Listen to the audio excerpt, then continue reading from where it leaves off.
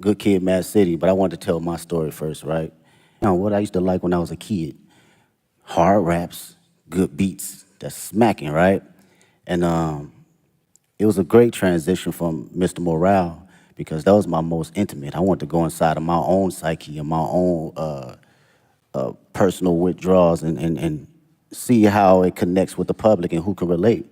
So during this time around, I think it was necessary of coming out of that cocoon and feeling like, okay, I arrived now. I can spread my wings and show every state of who I am as far as Kendrick Lamar. I was just thinking about the culture, really. It's always that for me first. I'm not even bullshitting with you. It's like when people talk about rap, man, the conversations I hear, they think it's just rap and it's not an actual art form.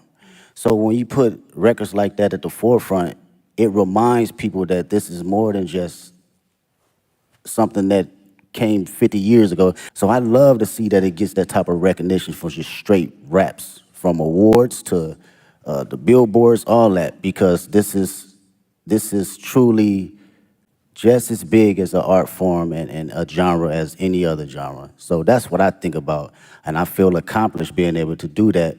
You know, whether somebody else come behind me and do it again and quadruple it, I love to see it.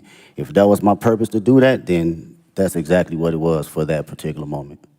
And as a writer, you know, and that's what I can appreciate the most, and knowing how much time I dedicated over the years in just trial and error, writing the most terrible shit to some of the greatest shit. You know, we all do it, from writer's block to figuring out how to find inspiration from the most non-popular aspects around me. So it's like, knowing that trial and knowing what I put in as far as my thinking process and what it takes to get there, I do not look at it as a small like endeavor because it's a hit record. No, it's actually some writing in that shit.